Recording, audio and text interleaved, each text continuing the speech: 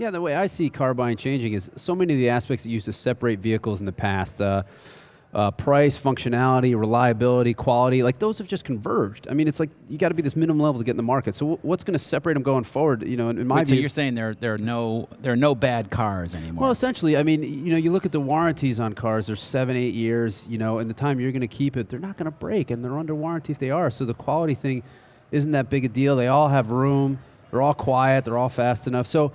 In our view, it seems like what's really going to separate cars going forward is the design, is the look of it. I mean, it's always been in the top 3. I think it's going to be the top 1. And then the next thing is where Road and Track really comes in, is that feel behind the wheel. What's that experience like? You know, how does that car make you feel? I think these infotainment systems are huge. You know, that we'll be covering those a lot more because, you know, people want to bring their smartphones into the car. I saw this statistic this morning. It was like 68% of smartphone users have their phone next to their bed while they sleep.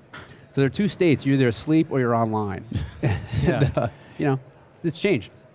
Online while driving. Yeah. That's great. Yeah. Well, actually, you know, you mentioned the design. In our next segment, we're going to have Ralph Gilles from Chrysler, who's one of the most influential car designers of our day, and you know, and we'll talk a little bit about the role that design has, and that's true in a lot of products. It's not just in the auto world.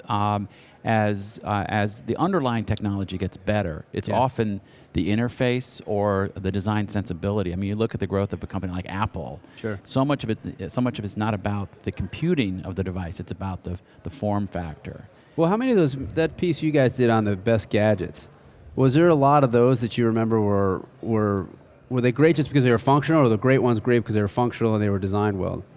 I think, you know, a great gadget is kind of like a great car. It's got to be something that integrates into your life and not only makes you feel like you're living better, but tells people something about who you are. And I think that's, you know, Eddie, you've often said that the car isn't your avatar. I think it is. I think it absolutely is an avatar, and it's much more powerful than a cell phone. Are you a Samsung guy? Are you an Apple guy? I think it's much richer.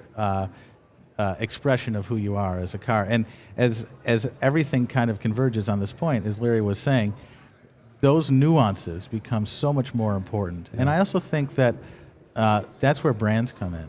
A brand like Mercedes, like we were talking about with the CLA 45, there's a power to that brand. If you can lay your key out on the table and it's a Mercedes key. But does Mercedes endanger that at all by coming down market and entering the more mid-priced category? The product has to be great, and I'm pretty convinced. We don't know if it is yet. We don't know. We have to drive it. But, you know, speaking of that, what I think is really fascinating about automobiles especially, like, name another device that you use on such a consistent basis that can bring you such joy. And I would argue there isn't anything but an automobile. So if you get the right car, every time you're in it, you're driving it, it just makes you happy. And I just think that's fantastic. And I don't think there's anything else out there that can do it. Because even a computer or phone, it eventually turns into a tool. But cars, you know, for everybody can bring you that happiness.